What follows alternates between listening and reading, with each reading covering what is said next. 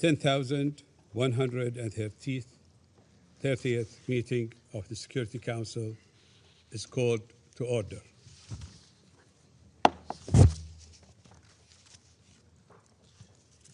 The provisional agenda for this meeting is the situation in the Middle East. The agenda is adopted.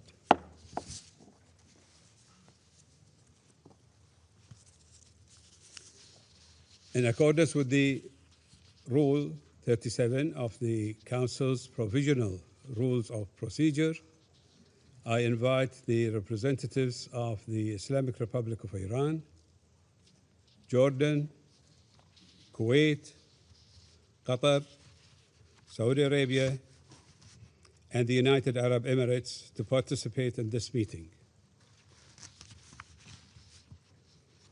It is so decided.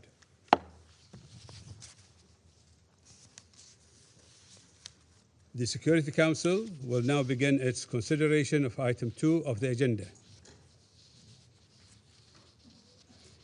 Members of the Council have before them document S/2026/273, which contains the text of a draft resolution submitted by Bahrain, Jordan, Kuwait, Qatar, Saudi Arabia, and the United Arab Emirates. The Council is ready to proceed to the vote on the draft resolution before it.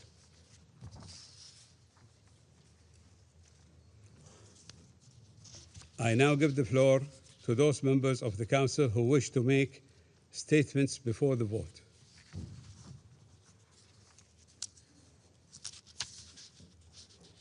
I shall now make a statement in my capacity as Minister of Foreign Affairs of the Kingdom of Bahrain.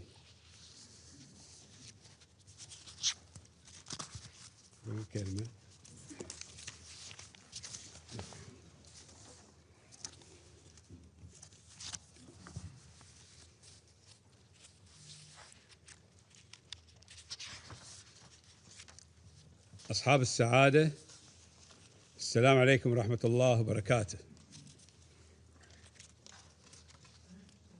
تتقدم مملكة البحرين وبالنيابة عن كل من دولة الإمارات العربية المتحدة والمملكة العربية السعودية ودولة قطر ودولة الكويت والمملكة الأردنية الهاشمية بمشروع القرار المعروض أمام مجلس الأمن اليوم، والمعني بتأمين الملاحة البحرية في منطقة الخليج العربي في استجابة حاسمة ومسؤولة لمواجهة تطورات خطيرة تمس أحد أهم الممرات المائية الحيوية للتجارة الدولية، وهو مضيق هرمز. إن أهمية مضيق هرمز الدولية تتجسد في أنه يمر من خلال ما يقارب 38% من تجارة النفط الخام العالمية، و29% من غاز النفط المسال، و19% من الغاز الطبيعي المسال، و20% من المنتجات النفطية المكررة، بما في ذلك النفط ذو المحتوى الكبريتي المرتفع، والذي يعد عنصراً أساسياً في إنتاج الأسمدة التي تعتمد عليها الدول النامية بشكل كبير، لا سيما في مواسم الزراعة، بالإضافة إلى نحو 30% من إمدادات الهيليوم العالمية، الذي يعد عنصراً حيوياً في صناعة الرقائق الإلكترونية، علاوة على المواد الغذائية والأدوية الضرورية لحياة ملايين البشر. ولذلك فإن أي تعطيل لتدفق هذه الموارد لا ينعكس فقط على أسواق الطاقة، بل يمتد تأثيره لإطار سلاسل الإمداد الزراعي والأمن الغذائي العالمي، فضلاً عن القطاعات الحيوية المرتبطة بالتكنولوجيا المتقدمة.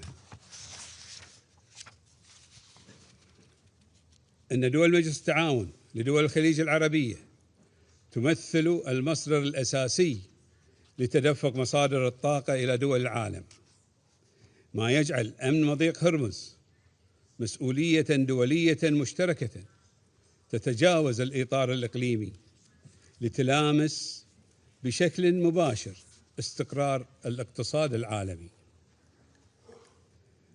ولذلك نحن نقول وبصوت عال أمام مجلسكم المسؤول عن الحفاظ على الأمن والسلم الدوليين أن ليس من حق الجمهورية الإسلامية الإيرانية إغلاق هذا الممر المائي أمام الملاحة الدولية، وأن تحرم شعوب العالم من هذه المصادر الضرورية للحياة، منتهكة القانون الدولي ومعاهدة الأمم المتحدة لقانون البحار والمبادئ والقيم الأخلاقية والإنسانية.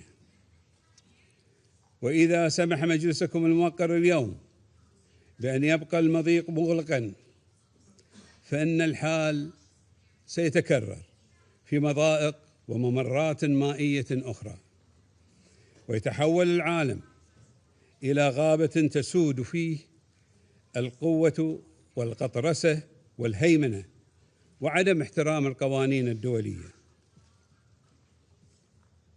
إن مشروع القرار المعروض على المجلس يأتي في ظرف بالغ الدقة والحساسية، حيث تواصل إيران اعتداءاتها غير القانونية بآلاف الصواريخ البالستية والطائرات المسيرة على دولنا، مستهدفة البنية التحتية المدنية والمنشآت الحيوية، بالإضافة إلى أمن الملاحة، في انتهاك صارخ لميثاق الأمم المتحدة وأحكام القانون الدولي، ولا سيما القانون الدولي الإنساني، وتهديد مباشر للسلم والأمن الإقليمي والدولي، ومخالفة صريحة لقرار مجلس الأمن 2817 الصادر منذ 30 يوما فقط، وقرار مجلس حقوق الإنسان L38 الصادر منذ أسبوعين. إن عدم احترام الجمهورية الإسلامية الإيرانية للقرارات الدولية والإصرار على تهديد أمن الملاحة الدولية ليس أمرا طارئا أو وليد اللحظة، بل يأتي ضمن نهج سلبي موثق. وقد سبق وأن تعامل مجلس الأمن مع تهديدات طالت أمن الملاحة في الخليج العربي، وأدانه بشكل لا لبس فيه، وذلك في القرار 552 لعام 1984. كما لا يغيب عن ذاكرة المجتمع الدولي النمط الإيراني المتكرر الذي يلجأ للحصار الاقتصادي والتهديدات المرتبطة بإغلاق وتعطيل مضيق هرمز، بدلاً من أن يجنح للعلاقات الدبلوماسية المبنية على تغليب المصالح المشتركة والتعاون المتبادل ومبادئ حسن الجوار، حيث شهدت المنطقة سوابق مماثلة في الأعوام 2011 و2012 و2019 تمثلت في استهداف ناقلات النفط وتصريحات متكررة باستخدام مضيق هرمز كورقة ضغط سياسية واقتصادية. إن مشروع القرار المطروح أمامكم لا يخلق واقعاً جديداً، بل يشكل معالجة جدية لسلوك إيراني عدائي متكرر ولا بد أن يتوقف، وتفعيلاً للفقرة العاملة السادسة من القرار 552. وبعد مرور 42 عاماً من صدور القرار 552 نحث المجتمع الدولي اليوم ومجلسكم الموقر أن يقف وقفة صارمة وجادة وحازمة في وجه ممارسات غير مسؤولة تحاول عبثاً أن تفرض تطويقاً اقتصادياً أحادي الجانب على دول وشعوب العالم. لقد تجاوزت هذه الممارسات والاعتداءات آثارها الإقليمية لتطال بشكل مباشر استقرار الاقتصاد العالمي والأمن الغذائي الدولي.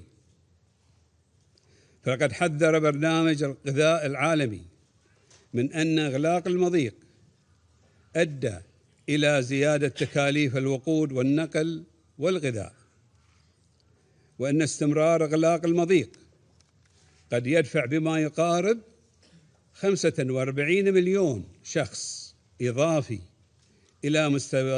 إلى مستويات حادة من انعدام الأمن الغذائي، الأمر الذي يفرض تحركاً دولياً عاجلاً ومسؤولاً.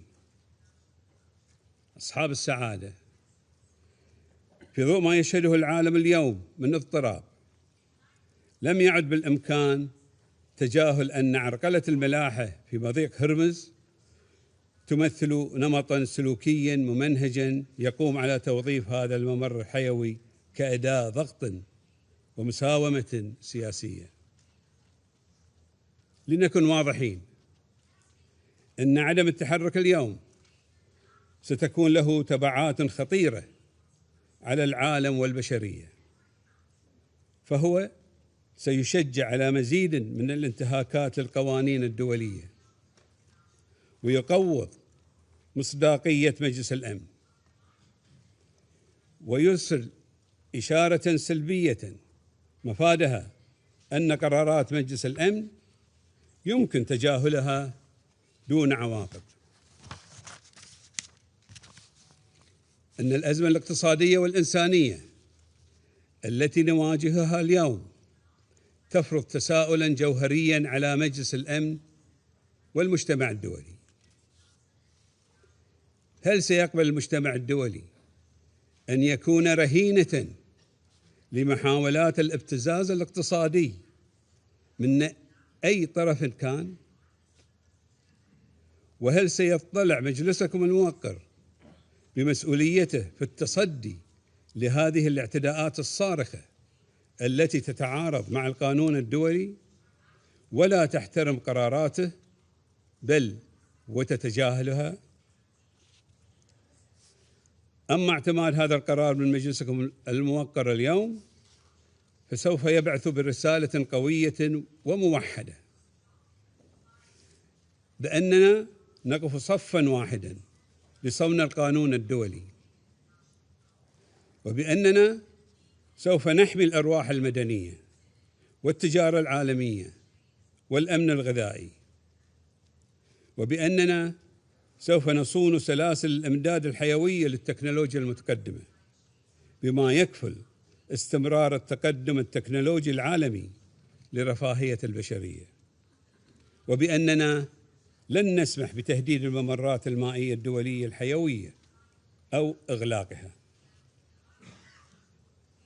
أصحاب السعادة، إن عضوية مملكة البحرين غير الدائمة في مجلس الأمن ورئاستنا لدورة شهر أبريل الحالي وضعتنا أمام تحد بالغ الدقة، وهو أن نحمي مصالح دولنا المتضررة والعالم أجمع، وأن نحافظ في الوقت ذاته على وحدة مجلس الأمن لكي يظل المجلس متحداً في مواقفه وقراراته. ولذلك حرصنا وبعد مفاوضات متواصلة ومناقشات مستفيضة على أن يكون مشروع القرار متوازناً وقابلاً للتنفيذ ويحقق الأهداف المنشودة في ظل مجلس أمن متحد في تأمين حرية الملاحة البحرية الدولية. ولذلك نحث جميع أعضاء هذا المجلس على دعم مشروع القرار، فمصداقية المجلس وأمن منطقتنا واستقرارها ونمو الاقتصاد العالمي والحفاظ على الأمن الغذائي والتقدم التكنولوجي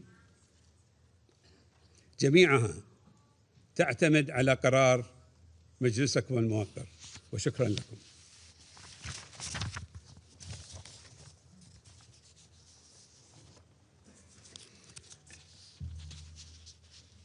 I shall now make a statement. No, I did. I resume my function as President of the Council. I shall put the draft resolution to the vote now.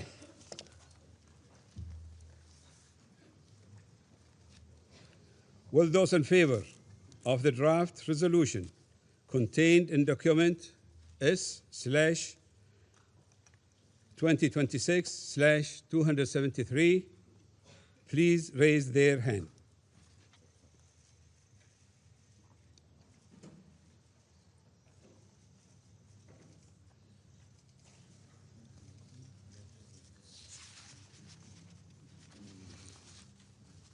Those against?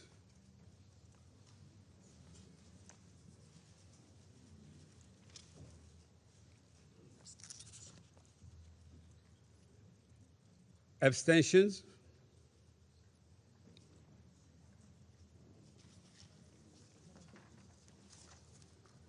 The results.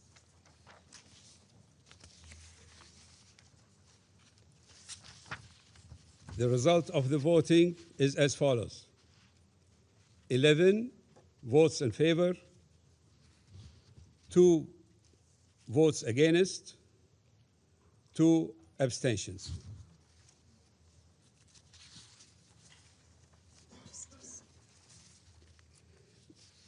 The draft resolution has not been adopted owing to the negative vote of a permanent member of the Council.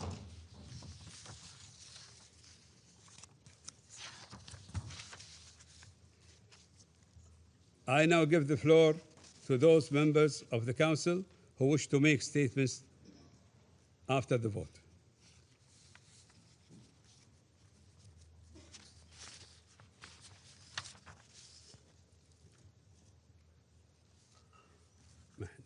I shall now make a statement in my capacity as Minister of Foreign Affairs of the Kingdom of Bahrain. أصحاب السعادة، تعرف بلادي مملكة البحرين ودولة الإمارات العربية المتحدة والمملكة العربية السعودية ودولة قطر ودولة الكويت بالإضافة إلى المملكة الأردنية الهاشمية عن أسفها البالغ لعدم اعتماد مشروع القرار المعروض أمام مجلسكم الموقر اليوم. لقد أخفق المجلس في الاطلاع بمسؤوليته تجاه تصرف غير قانوني يتطلب وضوحا وحزما لا يحتملان التأجيل أو التردد. كنا نأمل أن يشكل مشروع القرار خطوة نحو حل دائم يضمن حرية الملاحة الدولية في مضيق هرمز كممر دولي لا يحق لأي دولة أن تعيق الإبحار فيه بموجب القانون الدولي. وفي هذا السياق نعيد التأكيد على صوت المجتمع الدولي والمتمثل في قرار المجلس الموقر 2817 لعام 2026 الذي عبر بوضوح عن فرض التزامات لا تحتمل التأويل أو الانتقائية في التنفيذ، وأن أي تقاعس عن تنفيذ هذه الالتزامات أو التهاون في فرضها يقوض مصداقية المجلس ويشجع على مزيد من الانتهاكات. وعليه نطالب الجمهورية الإسلامية الإيرانية بالامتثال الكامل لهذه الالتزامات والتعاون البناء مع المجتمع الدولي بدلاً من الاستمرار في انتهاج سياسات التصعيد وإطلاق الصواريخ البالستية والطائرات المسيرة على دول الجوار التي دعا مجلسكم إلى وقفها فوراً. ومحاولاتها الدائمة بفرض واقع يقوم على التهديد والضغط الاقتصادي من خلال إعاقة الملاحة في مضيق هرمز، بما لها من تداعيات على أمن الطاقة وإمدادات الغذاء والدواء والتجارة الدولية والاقتصاد العالمي بصورة واسعة. أصحاب السعادة، إن التهديدات التي تطال حرية الملاحة والأمن الإقليمي لا تسقط بالتقادم، ولا يمكن التعامل معها كأزمات عابرة، بل هي تحديات مستمرة تتطلب تحركا جماعيا وموقفا حاسما. ومن هذا المنطلق نؤكد أن دولنا ستواصل العمل بالتنسيق مع شركائها وحلفائها من أجل ضمان حرية الملاحة وحماية الممرات البحرية الدولية ومنع تكرار هذه التهديدات، بما يصون الأمن الاقتصادي العالمي ويحفظ مصالح المجتمع الدولي. إن مشروع القرار الذي لم يعتمد من مجلس الحكومة المؤقت يعكس استجابة ضرورية لتطورات خطيرة أوجدت تهديداً مباشراً لحرية الملاحة البحرية، وأثرت على سلامة واستقرار التجارة الدولية وأسواق الطاقة وإمدادات الغذاء والدواء.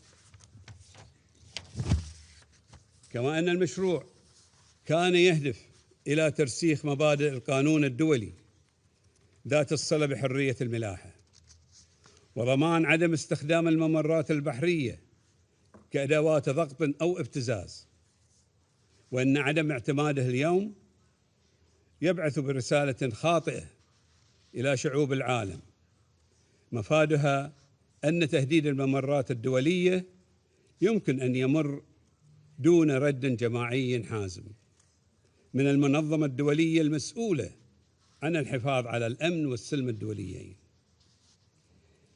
إن التهديد بإغلاق مضيق هرمز واستقلاله كوسيلة ضغط أمام العالم ليس أمرا جديدا، بل هو سلوك متكرر استخدمته إيران على مدى عقود، وقد كان له في كل مرة تداعيات مباشرة على الأسواق العالمية وأمن الطاقة وإمدادات الغذاء وحياة شعوب المنطقة. إننا نعتبر أن تهاون المجلس في التعامل مع هذه التداعيات بحزم لن يؤدي إلا إلى ترسيخ هذا النمط من السلوك غير المسؤول المخالف للقوانين الدولية وتوسيع نطاق مخاطره، بما يهدد بشكل مباشر استقرار النظام الدولي ككل. إن منطقة الخليج العربي ليست بعيدة عن دولكم لا جغرافيا ولا اقتصاديا، بل هي في صميم استقراركم وازدهاركم، فأمنها هو أمنكم جميعا. ودول الخليج لا تكتفي بتأمين إمدادات الطاقة التي تحرك الاقتصاد العالمي، بل تسهم في استقرار الأسواق وتدعم سلاسل الإمداد، وتعد شريكا تجاريا واستثماريا موثوقا، ولا سيما للدول النامية ودول الجنوب العالمي التي تجد نفسها في الخط الأمامي المتضرر من هذه الأزمات، وتتحمل بشكل غير متناسب كلفة أي اضطراب في سلاسل الإمداد وأسواق الطاقة. كما تساهم دولنا في تطوير الصناعات المستقبلية بما في ذلك سلاسل الطاقة والتقنيات المرتبطة بها، وتحتضن مجتمعاتها كفاءات من مختلف دول العالم، حيث يعمل أبناءكم جنبا إلى جنب مع أبنائنا في بيئة قائمة على الأمن والكرامة والفرص المتكافئة والمستقبل المنشود. أصحاب السعادة، إن عدم اعتماد مشروع القرار لا يغير الحقائق على الأرض، ولا يحمي البحار المدنيين، ولا أمن سلاسل الإمداد العالمية، ولا يضمن التدفق الحر للطاقة والتجارة، ولا يعفي المسؤولين عن انتهاكات القانون الدولي من المساءلة، بل يثير تساؤلات جدية حول قدرة هذا المجلس على الاطلاع بمسؤوليته الأساسية في حفظ السلم والأمن الدوليين. وليكن واضحاً للجمهورية الإسلامية الإيرانية أن الهجمات المستمرة التي تشنها ضد السفن التجارية ومحاولاتها عرقلة المرور العابر المشروع عبر مضيق هرمز تشكل انتهاكاً صارخاً للقانون الدولي ومعاهدة الأمم المتحدة لقانون البحار، وتهديداً مباشراً للأمن والسلم الدوليين، وأن عدم اعتماد هذا القرار لا يضفي شرعية على هذه الأفعال المضرة بمصالح دول وشعوب العالم، ولا يضعف الالتزامات القانونية القائمة، ولا ينتقص من حق الدول في اتخاذ ما يلزم فردياً وجماعياً دفاعاً عن سيادتها وأمنها واستقرارها ومصالحها ومصالح دول وشعوب المنطقة، بما يتسق مع المادة 51 من ميثاق الأمم المتحدة، كما ورد بناء على قرار مجلسكم 2817. أصحاب السعادة، تأسف مملكة البحرين بأن المجلس لم يرتقي أمام هذه الأزمة الخطيرة إلى مستوى وحدة الموقف والمهام الواجبة كما تفرضها مسؤولياته القانونية، بالرغم من التجاوب والتعاون الذي أبديناه تجاه التعديلات التي طلبت بعض الدول تضمينها في مشروع القرار، حرصاً منا على وحدة المجلس. ونؤكد بأننا سوف نواصل العمل مع شركائنا الإقليميين والدوليين لحماية الملاحة البحرية وصون الأرواح المدنية، والعمل مع مجلسكم الموقر لحث إيران على الالتزام بالتنفيذ الفوري لبنود القرار رقم 2817. إن مصداقية هذا المجلس وضعت اليوم على المحك، فهي ليست مفهوما مجردا، بل تقاس بقدرته على التحرك الإيجابي عندما يستلزم الأمر ذلك. أما المسؤولية فهي لا تزال قائمة، وستواصل مملكة البحرين الاطلاع بها إلى جانب كل من يلتزم بالقانون الدولي ويؤمن بالعدالة وحق الشعوب في العيش بكرامة ومساواة دون خوف من المستقبل. وشكرا لكم.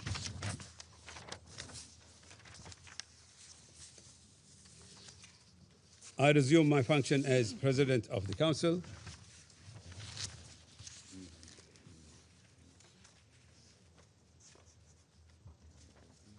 I give the floor to the representative of the United States. Thank you, Mr. President, for your statement. In mine, I want to be clear. I want to be very clear that the United States stands with Bahrain. The United States stands with the people of the Gulf at this moment of reckoning. Colleagues, this is a time for choosing, and the countries that just opposed this resolution, led by the Kingdom of Bahrain, have chosen to oppose them. Just over 3 weeks ago, this council adopted a resolution which garnered a record-setting, a UN record of 136 co-sponsors with no opposition in this council. It was the most supported resolution in UN history, and that resolution clearly demanded that Iran immediately cease its attacks and threats against neighboring states and condemned its obstruction of safe civilian shipping through the Strait of Hormuz. As President Trump explained in his statement last week to the nation and the world, we are here because Iran's tyrannical regime has persisted for decades in escalating its attacks against the American people, our allies in the region, and the world's commercial fleets, in flagrant violation of international law and nearly a dozen resolutions from the United Nations Security Council. Colleagues, 47 years ago, the Iranian regime's first act was to take dozens of Americans hostage. Now, it's taking the Strait of Hormuz hostage, and with it, attempting to take the world's economy hostage. Well, colleagues, that may be its last act. We'll see. Iran has laid mines in the strait. They are firing upon civilian commercial vessels. These vessels are carrying fertilizer, oil, medical supplies, other critical goods around the world. They are threatening the entire world with energy shortages, disrupted supply chains, and possibly even famine. The Iranian regime has deliberately chosen to broaden their war to the Gulf by firing on our allies, not just U.S. military bases, but shooting in all directions. Just against the United Arab Emirates alone, Iran has fired over 500 ballistic missiles, over 2,000 drones, dozens of sophisticated cruise missiles. Again, not against military targets, against resorts and ports and hotels and civilian neighborhoods in absolute and flagrant violation of international law. The Kingdom of Bahrain has sustained thousands more ballistic missiles, drones, cruise missiles, again, against civilian neighborhoods. Iran has deliberately chosen to broaden their war even further. Iran's foreign minister, Araghchi, has stated now the Strait of Hormuz is now Iranian territory. That's quite the pronouncement. And that they will treat it as their own territory. Again, holding the world's economy hostage. This was their choice to deny the world oil that's needed to heat their homes, African and South Asian states who need grain and fertilizer to pass freely through the strait in time for planting season in spring. As we speak, colleagues, as we speak right now, 80 UN and international humanitarian groups delivering medical aid, shelter, supplies, and food to humanitarian crises in the Congo, in Sudan, in Gaza, cannot pass through the strait. No one should tolerate that they are holding the global economy at gunpoint, but today, Russia and China did tolerate it.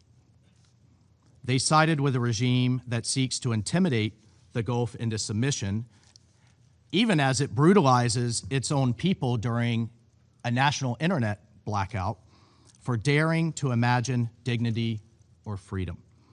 Now it seeks to punish the world as cynical leverage in its death to America approach to foreign policy. Colleagues, the blight Iran has inflicted upon us, you, and its own people, it did not begin on March 11th. It did not begin February 28th or even today.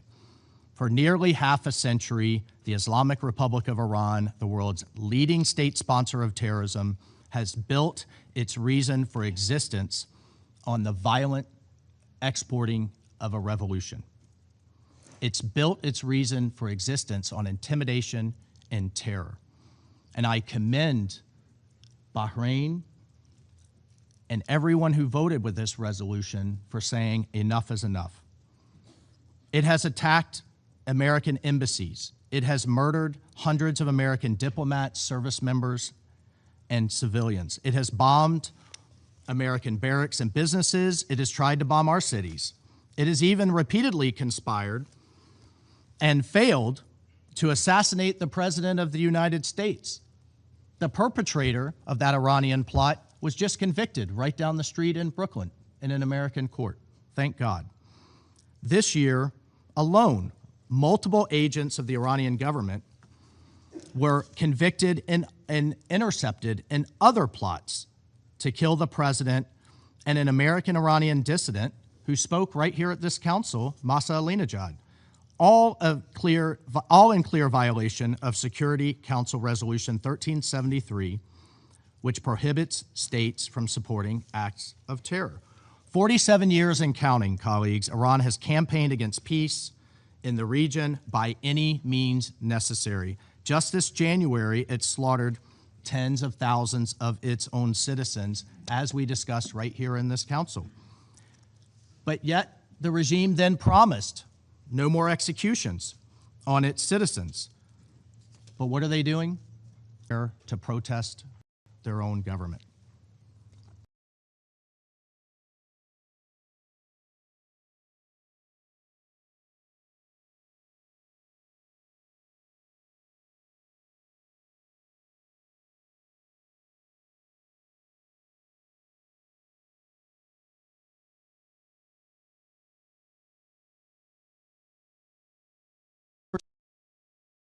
Secretary General himself affirmed Iran hides military hardware in hospitals and schools and civilian neighborhoods for propaganda.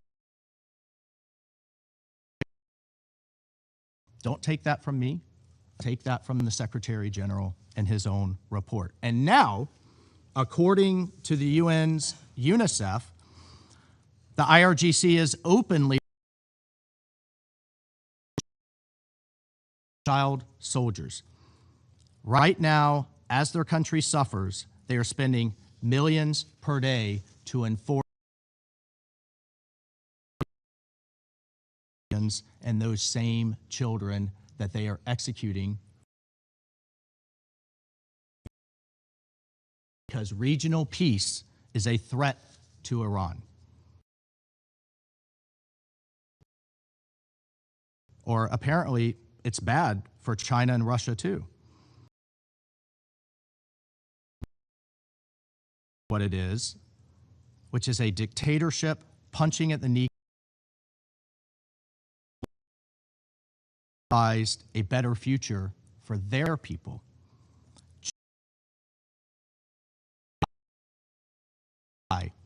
Doha and Manama and Riyadh. That's the threat, colleagues. That's what the regime.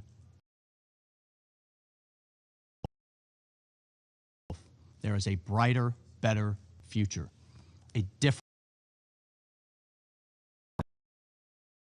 They're attacking it at every turn. I recently heard colleagues harassed, threatened,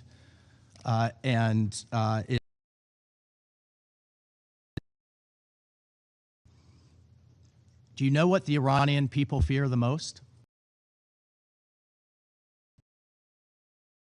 They fear that we'll stop too soon. And who looks like what its Gulf neighbors have provided will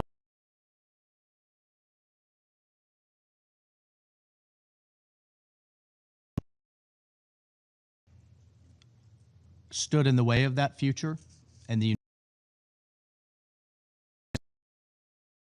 not lost on us that as we speak, your people in the region are under a barrage of Iranian missiles and drones. They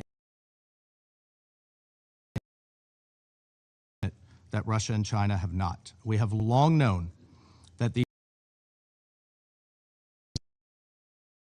destruction and manufactured confusion. Today's veto secure, more united Middle East can be.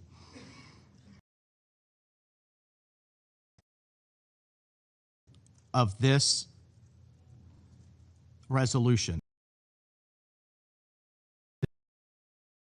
today a number of excuses. You will hear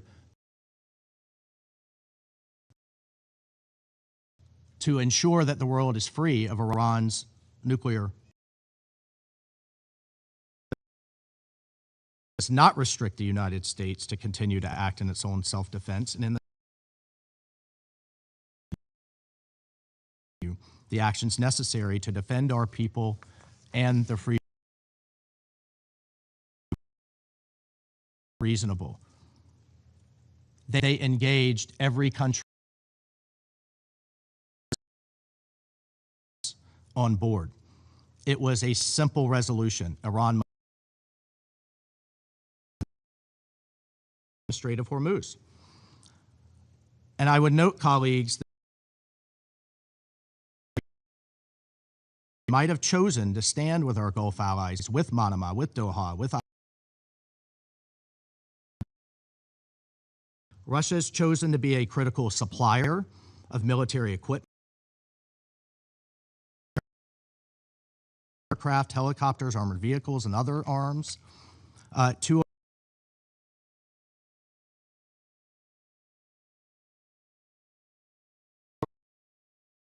UAVs and UAV technology for use in Ukraine, therefore in violation of Security Council Resolution 2231. And in September 2024, Iran began delivering Russia. Meanwhile, China imports over 80% significant quantities of components intended for missiles. Colleagues,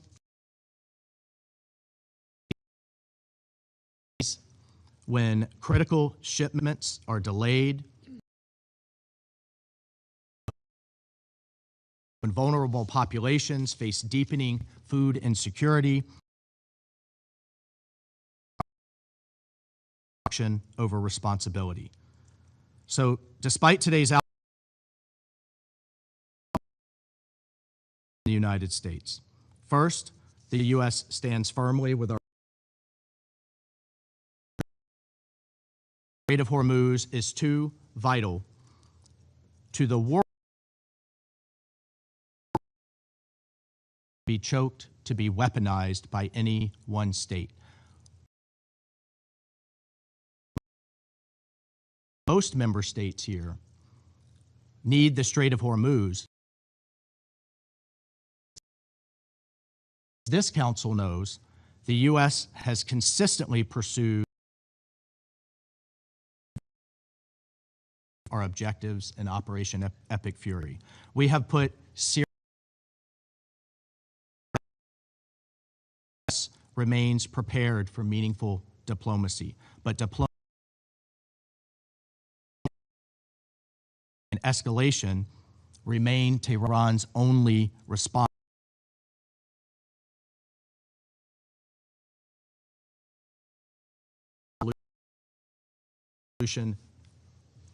But Iran has to choose one. To international peace and security, it is responsible for the ramifications.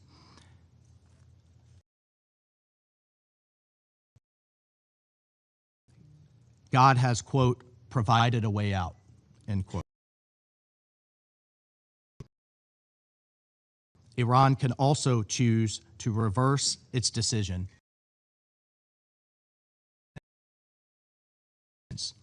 But until then and afterwards, we call on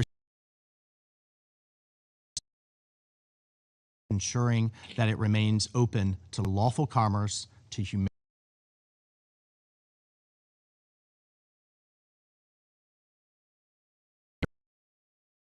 a future for all, even while members of this council to do the exact opposite. I thank you. I thank the the representative of Panama.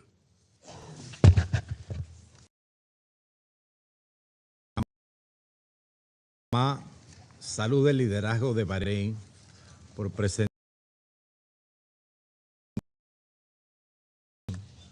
así como los esfuerzos que ha realizado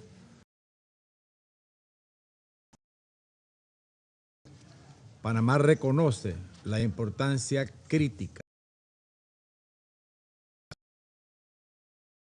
y en todo momento la protección de la población civil, como la seguridad marítima y la libertad de navegación en el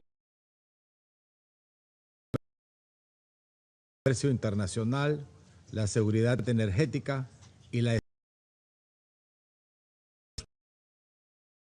nuestra solidaridad y respaldo con los países del contra la infraestructura civil y la navegación internacional en el contexto de una escalada que no consecuencias hoy enfrentan directamente. Resolución 2817 de 2026, mediante ataques contra los países del Golfo, reafirmó el respeto a su inmediato de dichos ataques. Panamá desea contención demostrada por los países del Golfo y otros que han sido objeto de ataques han optado por no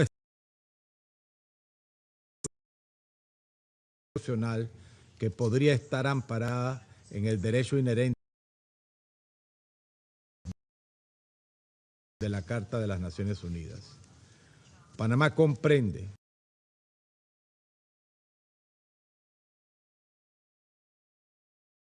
la soberanía, la integridad territorial, la seguridad que el Consejo de Seguridad no logra actuar con la eficacia, la crudeza de la escalada actual y la intensidad en estos momentos refuerza nuestra convicción ante situaciones que impactan directamente la paz. Que el primer paso indispensable para inmediato de hostilidades por todas las partes de manera constante durante todo el proceso de negociación. Estamos ante este Consejo.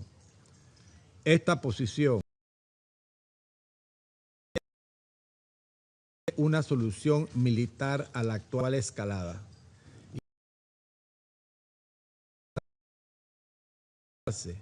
sin priorizar el diálogo, la diplomacia y de controversias internacionales. Señor presidente, durante el proceso de negociación, para reflejar las distintas, en particular la inclusión del lenguaje relativo e independencia política de los estados, así introducidos con posterioridad al cierre de las negociaciones, esa defensiva de las medidas contempladas, acercar posiciones entre los miembros del Consejo.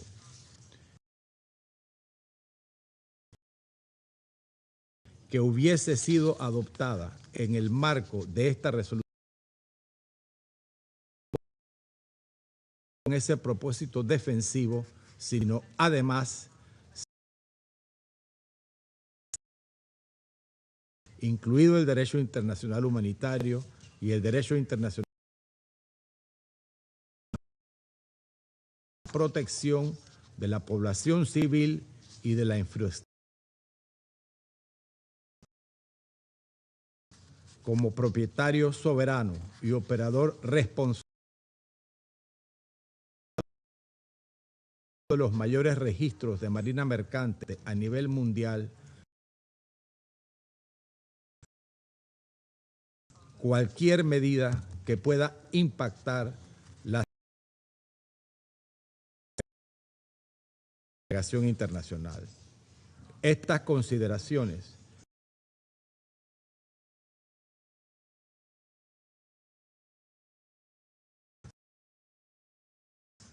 pueden repercutir de manera perjudicial en la urgencia de la situación y la necesidad de que el Consejo de Seguridad actuase. Panamá resolvió que en su versión final adoptó un tenor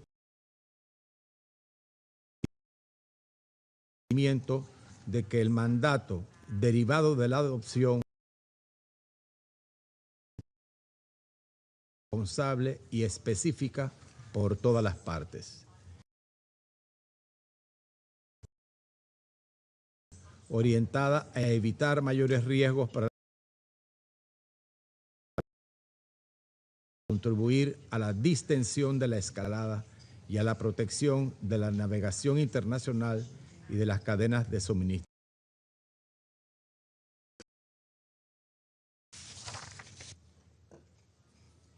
I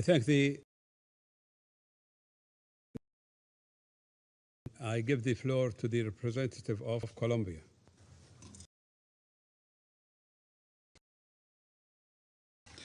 Colombia observa con profunda preocupación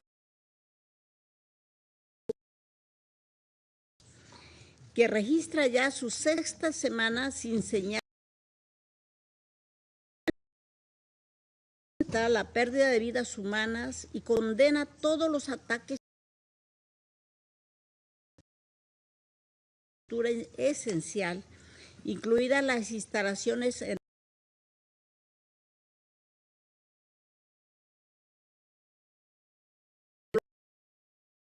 Colombia reconoce la importancia estratégica del Estrecho de Hormuz.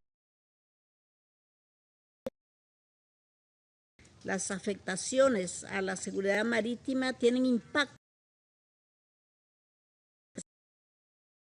especialmente a los países en desarrollo.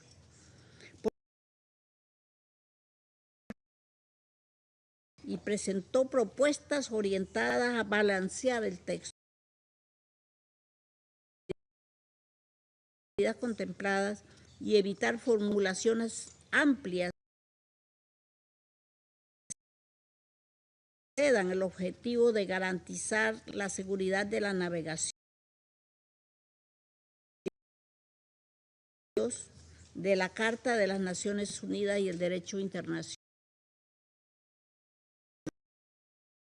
realizado para atender algunas de las posiciones y preocupaciones. Persisten aspectos sustantivos que aún tiene serias preocupaciones.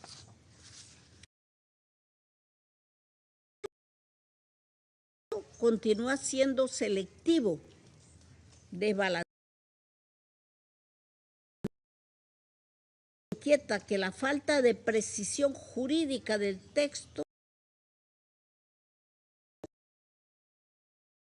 el objetivo previsto y tener implicaciones más,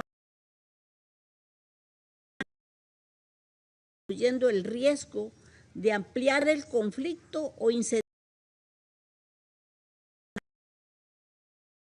a más actores en una situación ya de por sí. Considerar que el texto que examinamos hoy está lejos votó en abstención. Mi país considera claros, orientados a la contención. Colombia considera fundamental dar espacio a medidas que intensifican la dinámica de las oportunidades y de dificultar avances hacia que el Consejo de Seguridad haya perdido la oportunidad de contribuyera efectivamente a apaciguar las tensiones. Nuestra solidaridad con los colegas de Bahrein, del Golfo,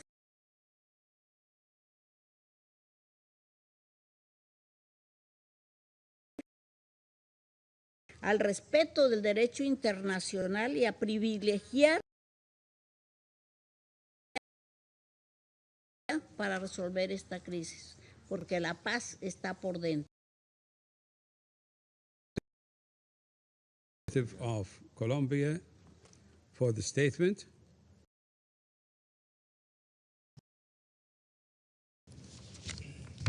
Thank you, Mr. President. Pakistan's continued and unwavering support in these challenging times with the brotherly kingdom of Bahrain,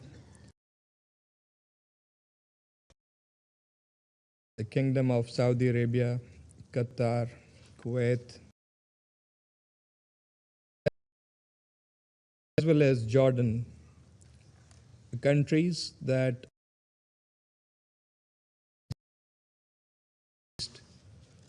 but are directly suffering from its consequences. Territorial integrity, political independence, and security.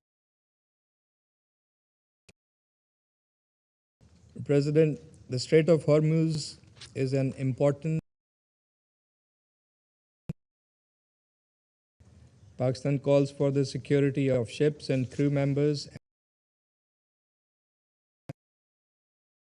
and restoration of normal passage through the strait. Adversely impacting countries around the world, including regional and global economy, are evidently harsh.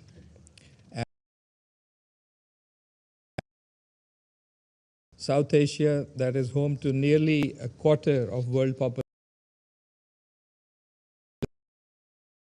the Strait of Hormuz has resulted in one of the largest. The impact is felt not only in terms of energy,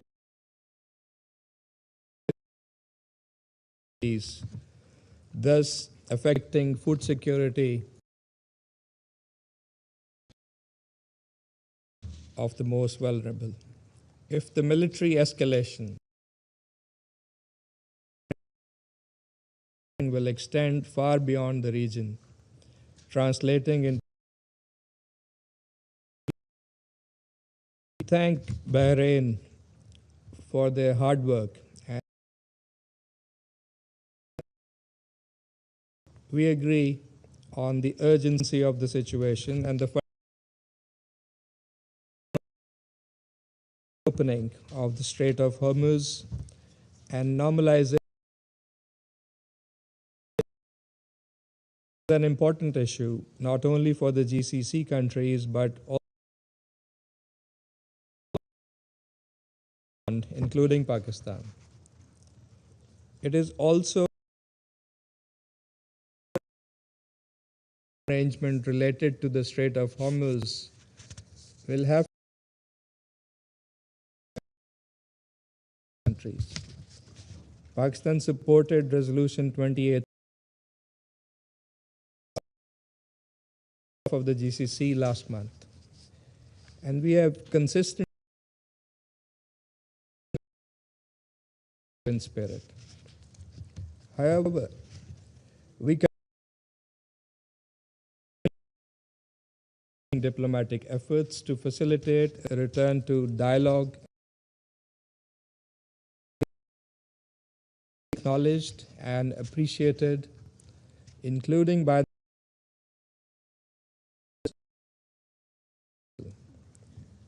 we would continue seeking a durable. This is the fundamental foundation of our ongoing to continue to pursue. At this critical and dialogue must prevail. Pakistan has been actively engaged with its partners in the region and beyond. The Deputy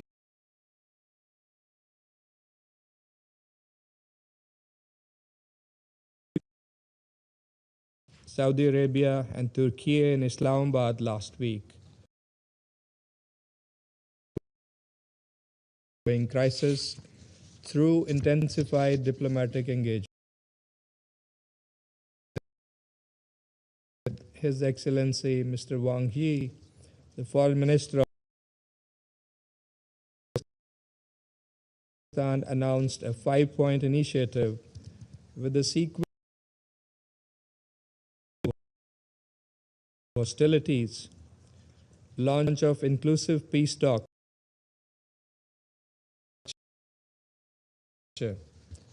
restoration of maritime security in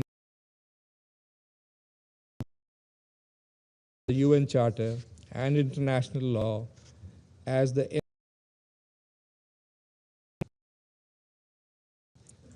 President, our objective is clear. Containing the expansion of this conflict and or destruction of critical infrastructure. Constructive role in promoting dialogue, fostering understanding, lasting peace in the region. I thank you.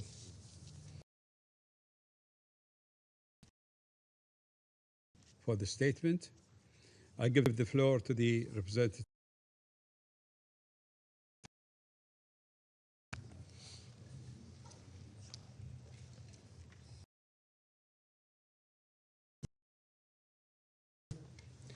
Monsieur le Président, la France déplore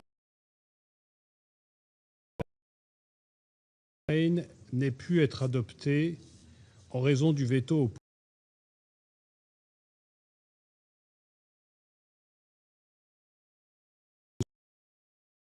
consultations déployées au cours de la négociation de ce texte.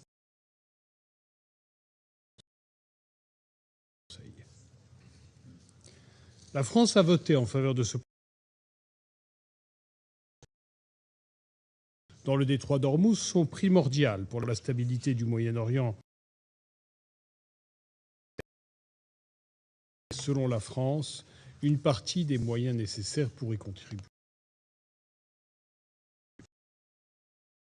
Bloque, de fait, le détroit d'Ormuz.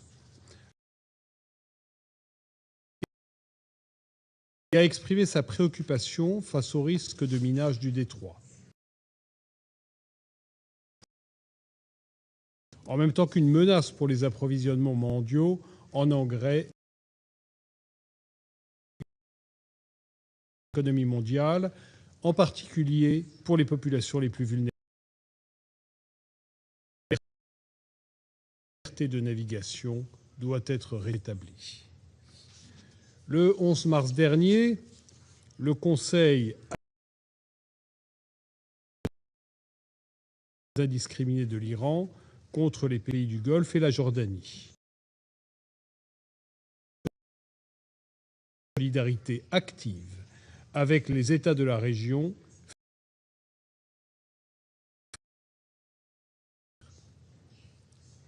Cette résolution que la France a soutenue être respectées. Monsieur le Président, il est regrettable la sécurisation du détroit d'Ormuz.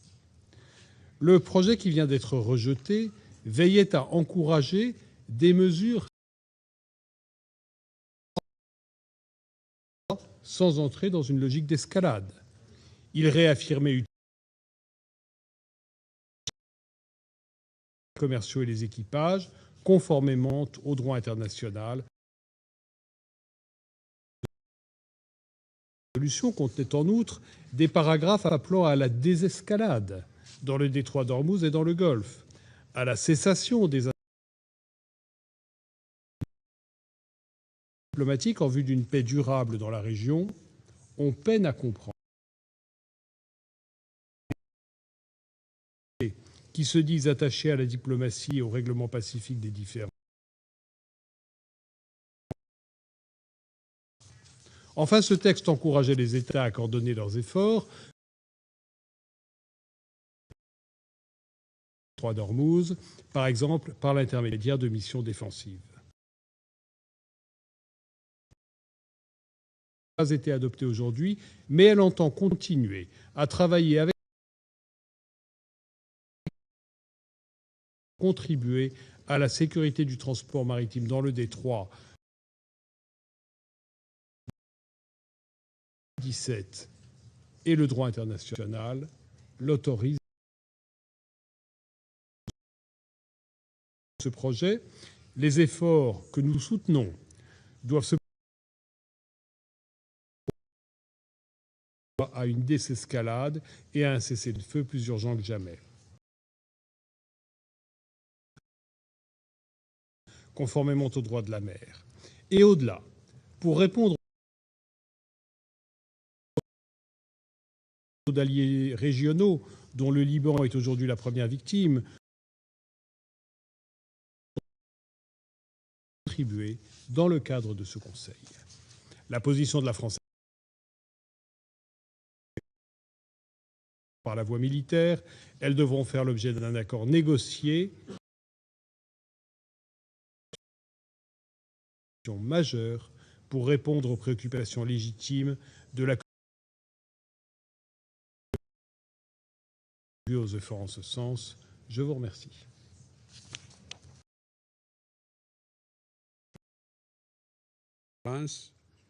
For the statement.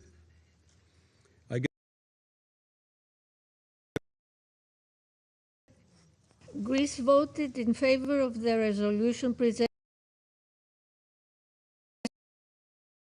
by Saudi Arabia and the United Arab Emirates, reiterating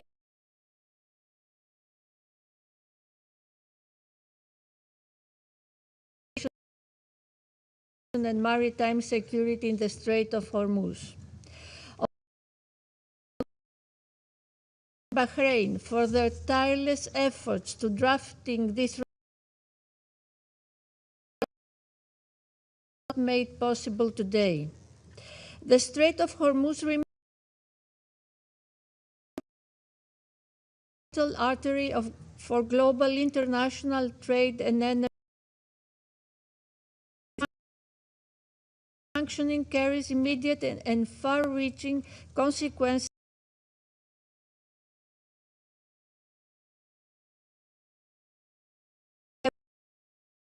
Have repeatedly condemned Iran's illegal and unprovoked attack. Any actions by Iran that jeopardize that Strait of Hormuz must cease immediately. And freedom of navigation in accordance with the law of the seas, UNCLOS. It is in this context which aim was and is to encourage the safe and unimpeded flow of maritime traffic in global energy markets. All ships should in accordance with international law as reflected in the recognized as the Constitution of the Ocean and codified by all states.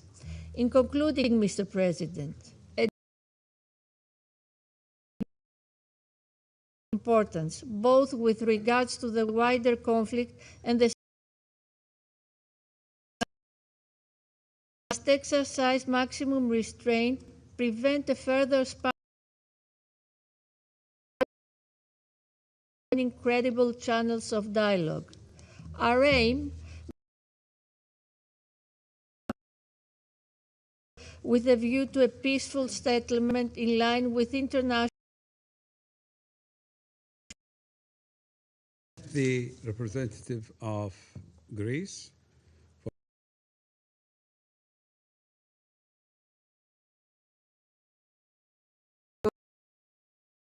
Voted in favor of this resolution. We did so with all efforts to ensure freedom of navigation in the Strait of Hormuz and to bring the hostilities in the Middle East to an end. The region. For 5 weeks, this conflict has raged, bringing with it more death and destruction by the day, and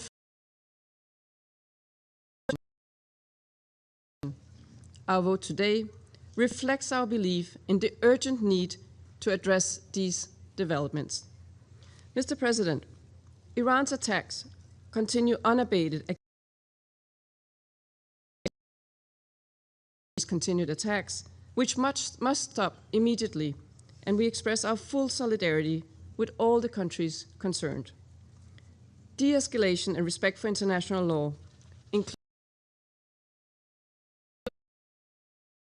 than ever. All diplomatic efforts to reduce tensions must be pursued. We welcome any such efforts and call for negotiations to be resumed in good faith. His personal envoy to lead UN efforts on the conflict in the Middle East and its consequences. Mr. President, many aspects of this conflict have sent shockwaves across the globe, caused by Iran's actions. This closure is not only a disruption, but a dangerous escalation measured in lives and livelihoods lost.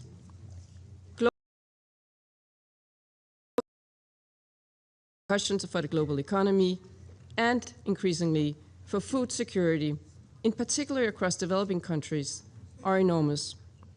As a great maritime nation, Denmark is committed of all seafarers. Mr. President, Iran's actions near and around the Strait of Hormuz constitute a threat to international peace and security.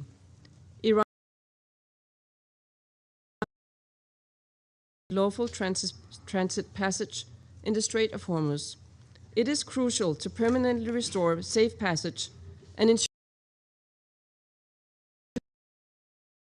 Security Council Resolution 2817 and the United Nations.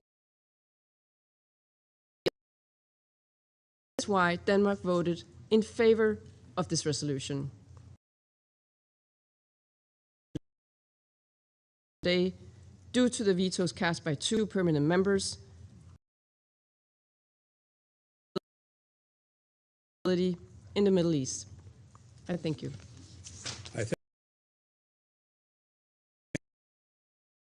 Statement. I give the floor to the representative of that. We voted in favor of the resolution submitted by Bahrain, and we express it is profoundly troubling that certain members of this Council ensure the safety and security of navigation in the Strait. 3 weeks ago, the Council adopted Resolution 2817 alongside an unprecedented number of countries. in it, interfering with international navigation. In the days and weeks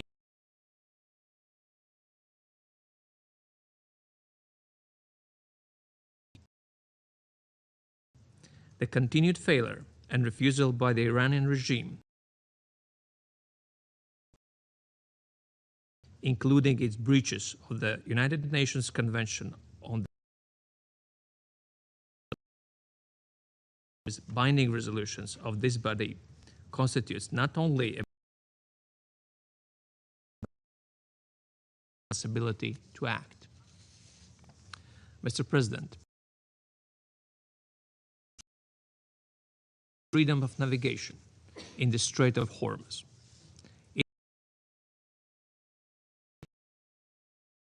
For that matter, to use an international waterway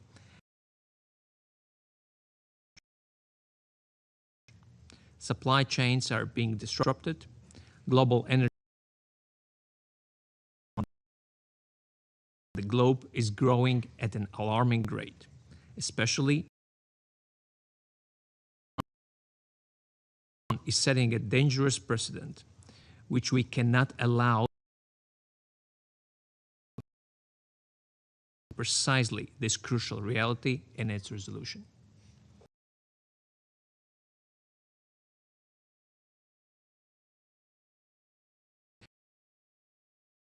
Against countries in the region. We condemn this attack. Our steadfast solidarity with our partners in the region. Protection of civilians. Mr. President, allow me to once efforts on this pressing matter. Thank you. I thank the representative. I give the floor to the representative of the Russian Federation. Федерация проголосовала против внесенного Бахрейном и Саудовской Аравией проекта резолюции в отношении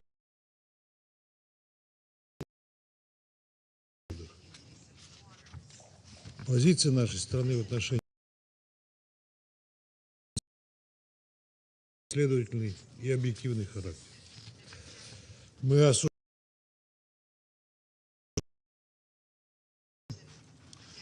с уважением относимся к суверенитету как Исламской Республики Иран, так и других стран Персидского залива. Гражданской инфраструктуры.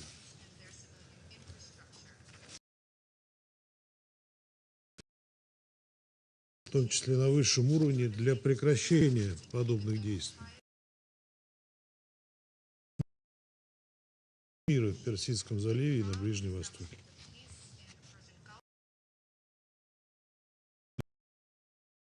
Создал бы опасный прецедент для международного права,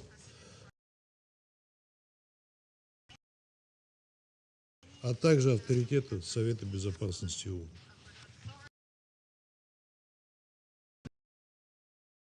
Безопасности 2817 мы призывали всех коллег по Совету аналогичные равноудаленные сигналы уже неоднократно призывающие Соединенные Штаты и Израиль прекратить войну, а Иран первопричину кризиса на Ближнем Востоке, а именно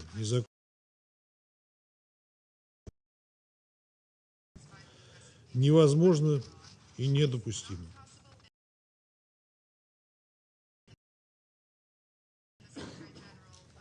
Тем не менее, понимая ситуацию, мы воздержались при принятии резолюции 2817.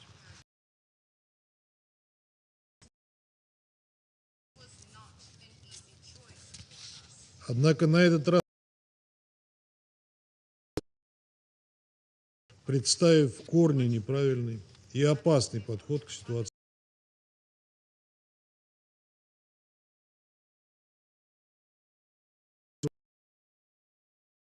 некорректными и конфронтационными элементами.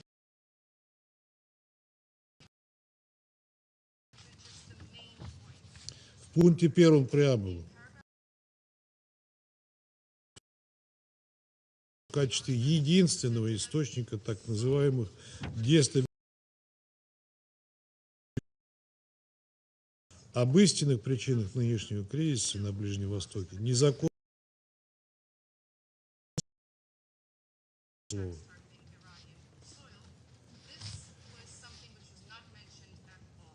И это при том, что в пункте 3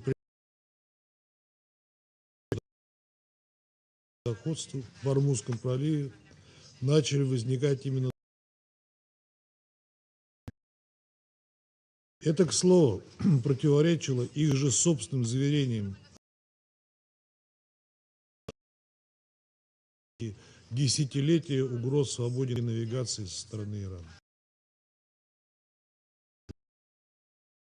Попытки помешать проходу судов через Ормузский пролив безапелляционно намеренно опускался тот факт, что значительный Ирана.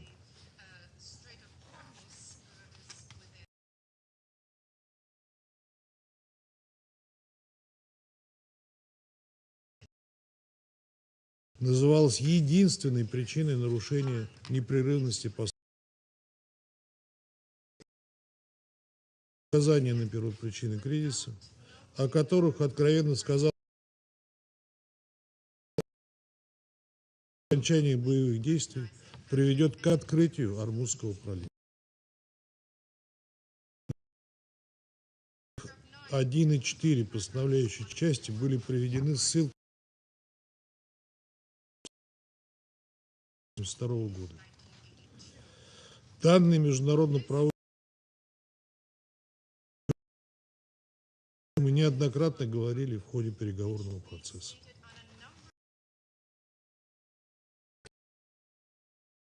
Что источником угроз международному миру и безопасности в контексте исключение из данного параграфа ссылок на главу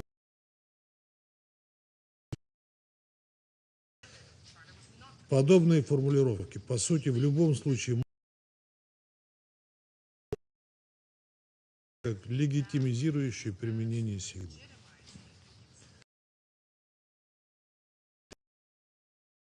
Требует каких-либо комментариев. В нем применение неких защитных мер, охват которых нам не судоходство, без всякой оглядки на суверенитет прибрежья. Сугубо оборонительном характере этих усилий, в сути дела, не что речь идет именно о силовых мерах,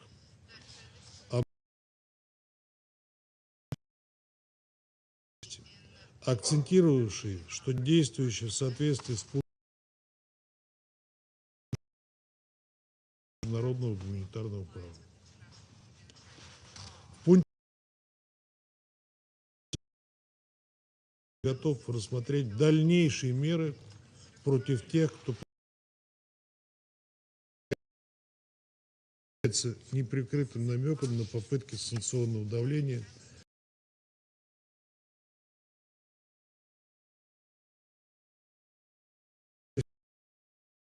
7.8 речь шла не только об Ормузском, но и о Баб-аль-Мандебском проливе.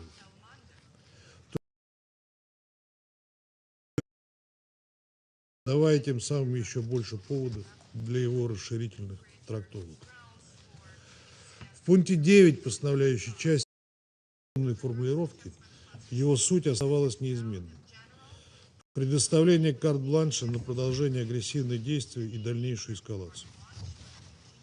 Что бы это означало с правовой точки зрения, а также для ситуации на земле, нам понятно. Особенно в момент, когда мы слышим заявление президента США о готовности уничтожить Иран в случае, если Ормузский пролив не будет открыт. Вынужден вновь напомнить членам Совета о том, как была извращена принятая Советом Безопасности в 2011 году резолюция 1973 по Ливии и к чему привело ее расширительное толкование. Лимит доверия государствам, продвигающим силовые методы под благородными предлогами и обтекаемыми формулировками, был уже исчерпан тогда. Мы уже видели, как Соединенные Штаты пытались обосновать свои удары против Ирана задействованием права на самооборону в соответствии со статьей 51 Устава ООН, придавая ей превентивное толкование. При всей нашей солидарности с арабскими странами, которые были подставлены Вашингтоном и стали жертвами трагедии в регионе, мы не можем не отметить, что попытка навязать правила игры в Ормузском проливе играла бы на руку только тем, кто хочет еще больше подорвать безопасность и стабильность на Ближнем Востоке и за его пределами. Защитные меры по охране судов, как и любой другой собственности стран-членов ООН, не требуют резолюции Совета Безопасности. Достаточно ссылки на статью 51 Устава ООН, которая дает права осуществлять самооборону практически в любых условиях. Распространение операции по обеспечению безопасности в Ормузском проливе без согласия прибрежных государств – еще одна причина, по которой мы не смогли поддержать проект Бахрейна.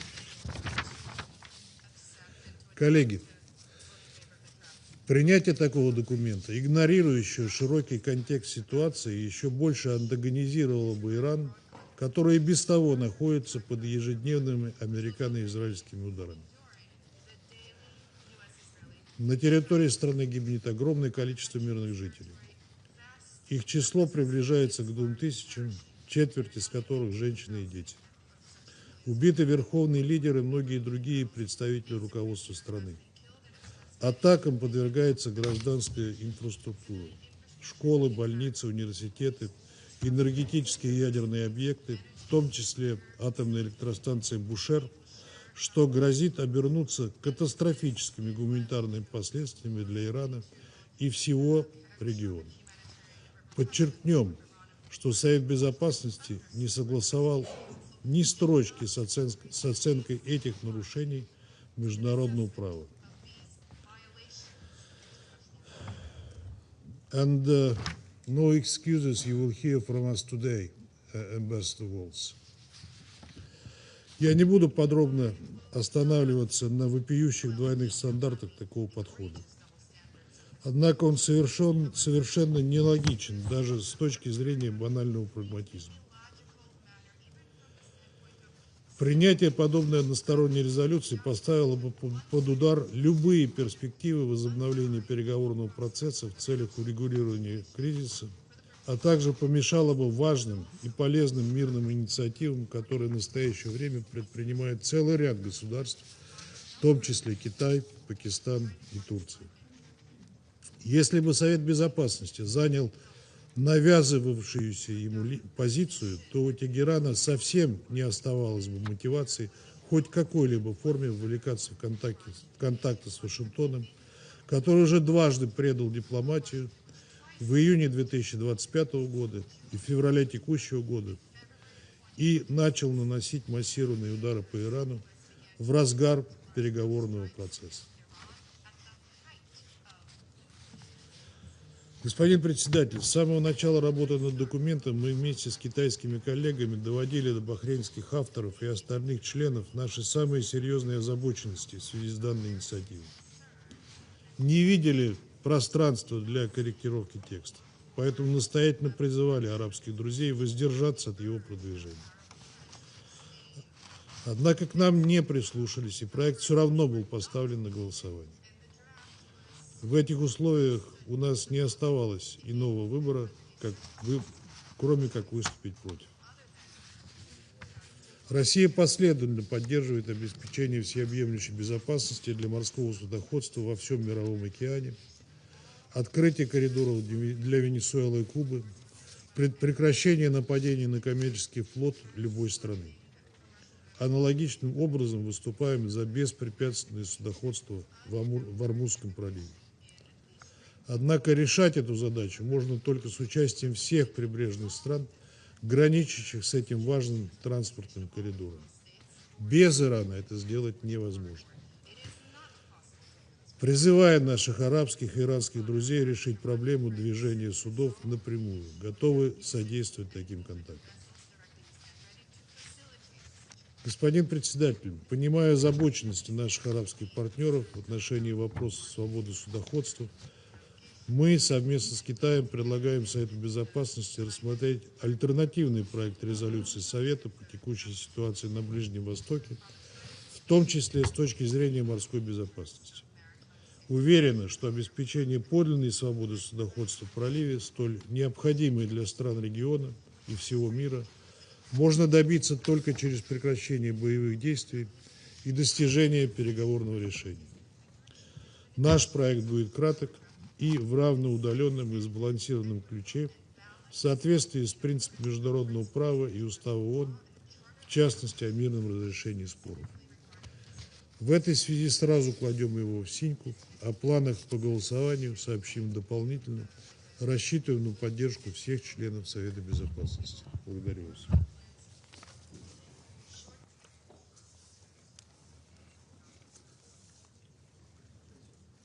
I thank the representative of the Russian Federation for the statement. I give the floor to the representative of China. 谢谢主席。伊朗战事延宕月余，外溢影响持续扩散蔓延，对地区和世界和平稳定造成严重冲击，对全球经济发展产生愈加广泛的干扰。这不符合地区国家和国际社会的共同利益。这场战事的是非曲直十分清楚，美国和以色列未经安理会授权，在伊美谈判正在进行当中，对伊朗发动武力袭击，明显违背联合国宪章宗旨原则和国际关系基本准则。同时，海湾国家的主权、安全和领土完整也应得到充分尊重。平民和非军事目标必须得到必要保护，航道安全以及能源基础设施也应得到保障。中方不认同伊朗对海湾国家的袭击，不认同封锁霍尔木兹海峡的做法。中方同各方一样，都希望海峡尽快恢复和平稳定，实现通航。中方高度重视巴林代表海湾国家提出的这份决议草案，完全理解海湾国家的重大关切，致力于妥善解决问题，建设性地参与了磋商。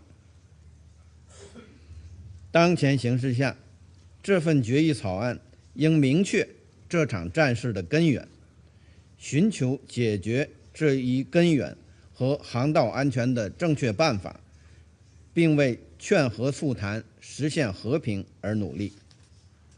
遗憾的是，决议草案未能全面平衡反映冲突的根源和全貌。有关片面谴责施压、定性为对国际和平与安全的威胁，以及武力护航等内容，极易被歪曲，甚至滥用，极易被曲解甚至滥用。在当前美国公然威胁一个文明的生存，这场强加于伊朗的战争极有可能进一步升级的背景之下，决议草案如获通过，将发出极为错误的信号，产生极为严重的后果。安理会在利比亚、红海等问题上因见不远，绝不能重蹈覆辙，绝不能重蹈覆辙。安理会的行动应着眼于缓局降温，而不能给未经授权的军事行动披上合法外衣，不能给使用武力开通行证，更不能进一步激化矛盾，火上浇油，导致冲突升级。安理会不应仓促表决各方仍存严重关切的决议草案。鉴于上述，中国不得不对决议草案投下了反对票。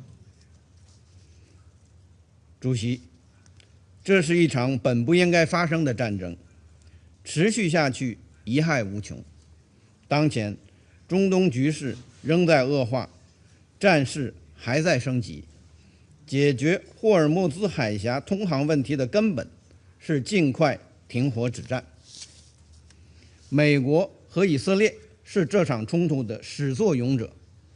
霍尔木兹海峡通航受阻的根本原因是美国和以色列对伊朗的非法军事行动。中方强烈呼吁美国和以色列立即停止对伊朗的非法战争行为。听了刚才美国代表的发言，使我们更加坚信中方的立场客观公正，展现了维护国际公正道义的负责任大国形象。我们所持的投票立场经得起历史的检验。与此同时，中方呼吁伊朗停止攻击海湾国家的有关设施，照顾海湾国家合理关切，着眼全球南方的共同利益，采取相应的积极举措，尽快恢复霍尔木兹海峡正常通航。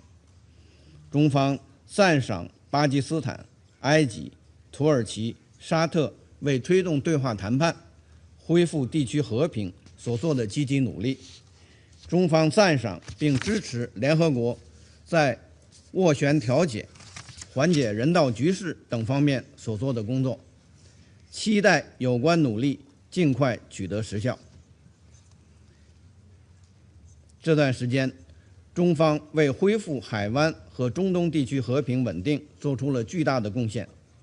中方同有关各方密集协调、调解斡旋，中国和巴基斯坦共同发表关于恢复海湾和中东地区和平稳定的5点倡议，呼吁停止敌对行动，尽快开启和谈，确保非军事目标安全，确保航道安全，确保联合国宪章首要地位。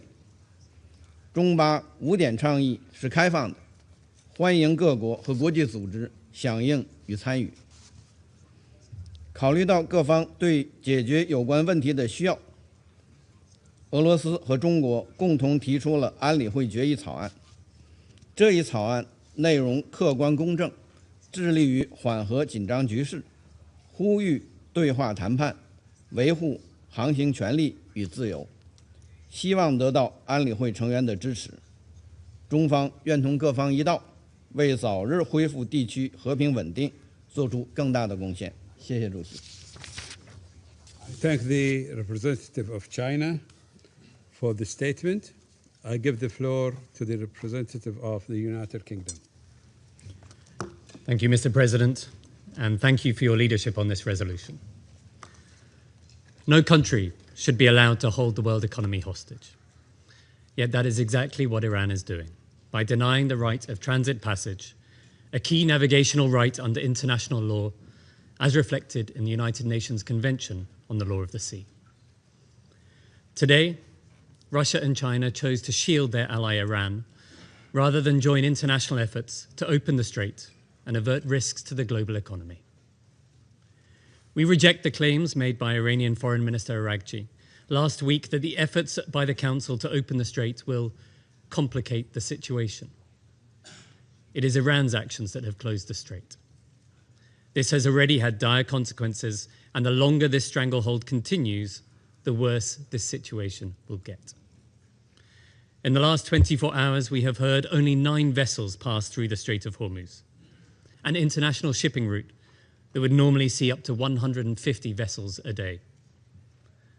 The World Food Programme has estimated that this hostile act could push 45 million more people into extreme hunger by June.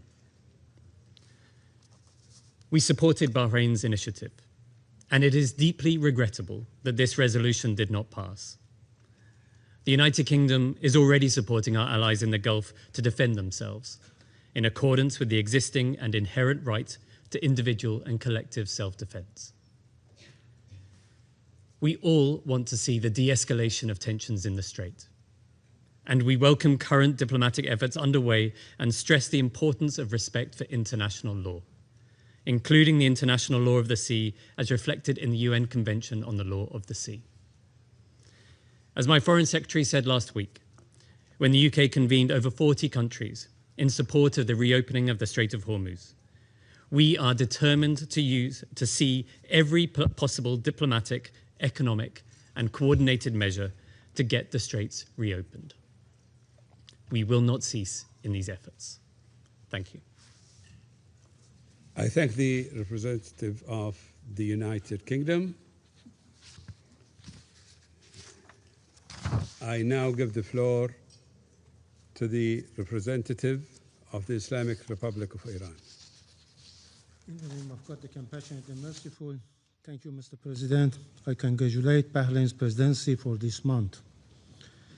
The draft resolution put before the Council was flawed, factually, legally, and politically. The draft is entirely one-sided, biased, and indefensible.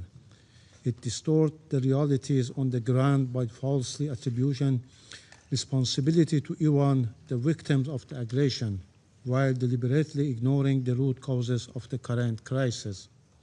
The text unjustifiably and misleadingly portrays Iran's lawful measures in the Strait of Hormuz, which have been taken in the exercise of its inherent right of self-defense in accordance with the UN Charter, as threats to international peace and security. At the same time, the text seeks to legitimize subsequent unlawful action by the aggressors and their allies under pretext of safeguarding freedom of navigation and maritime safety in the Strait of Hormuz and the Persian Gulf. Iran's lawful actions cannot be viewed in isolation from the broader context of ongoing aggression against its territory and sovereignty. Attempts to portray them as threat to international peace and security are therefore legally unfounded and devoid of any credibility. Mr. President, the objective of this draft is obvious: to punish the victim for defending its sovereignty and vital national interests in the Persian Gulf and the Strait of Hormuz, while providing political and legal cover for further unlawful acts by the aggressors. Had this draft been adopted, it could have opened the door to dangerously broad and abusive interpretation that could be used to justify further use of force and unlawful actions in clear violation of the UN Charter and international law. It is deeply regrettable that neither Resolution 2817 nor this draft nor the statement of certain Council's members contain any reference to the initiators of the aggressions or the destabilizing conduct in the region, as well as the root causes of the current situation. This clear omission reflects a persistent pattern to politicization and double standards with the Council. Let me be clear, this text would only embolden the United States and the Israeli regime to continue in their unlawful actions and atrocious crime while shielding from accountability. In substance, this was a United States draft introduced under the other names. 2 days, the President of the United States again resorted to language that is not only deeply irresponsible but profoundly alarming, declaring that, quote, "the whole civilization will die tonight, never to be brought back," unquote. It is regrettable and alarming that while in full view of international community, the President of the United States shamelessly and brazenly issues threats to destroy all civilian infrastructure in Iran, including bridge, power plants, and energy facilities, by setting a deadline, and openly reveals this intent to commit war crimes and crime against humanity. The penholder of the draft resolution and its supporters have rushed to bring forward such an entirely politicized text for a vote. Its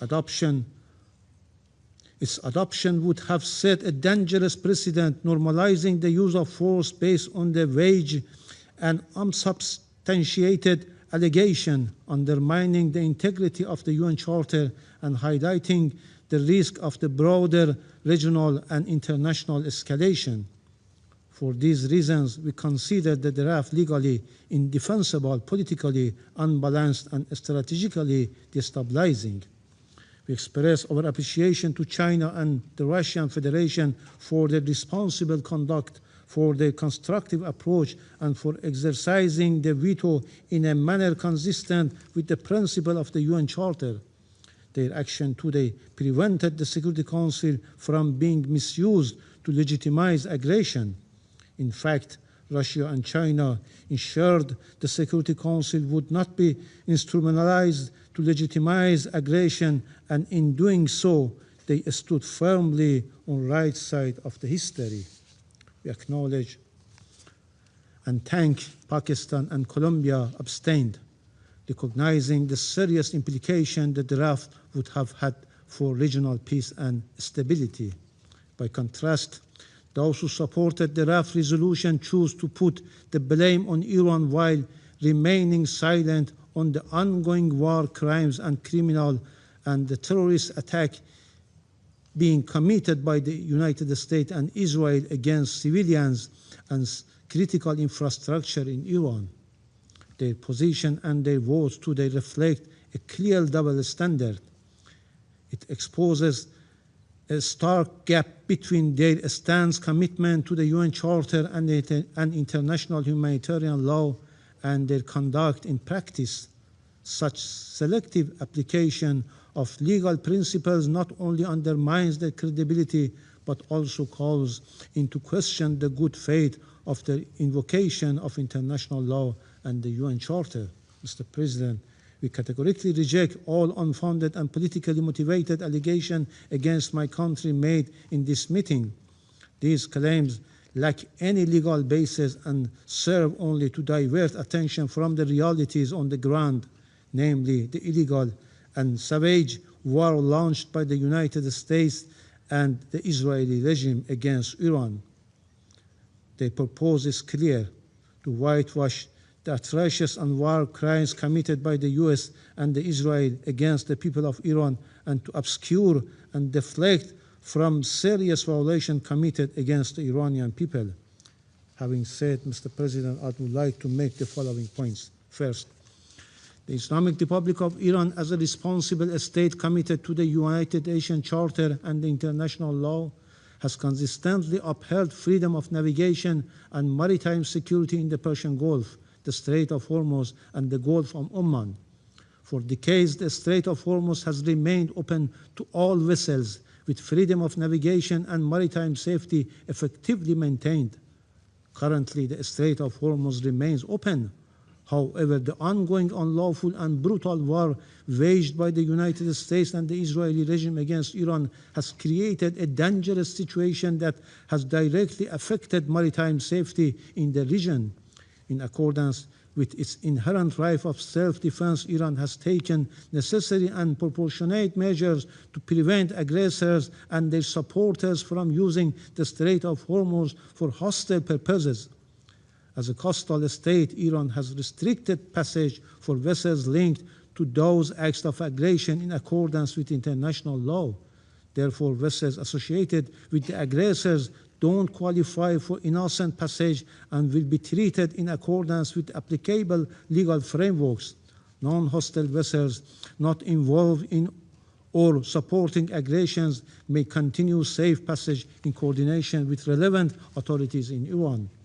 Responsibility for any disruption or escalation in this vital waterway lies with the United States and Israel, whose actions have undermined regional stability and endangered freedom of navigation.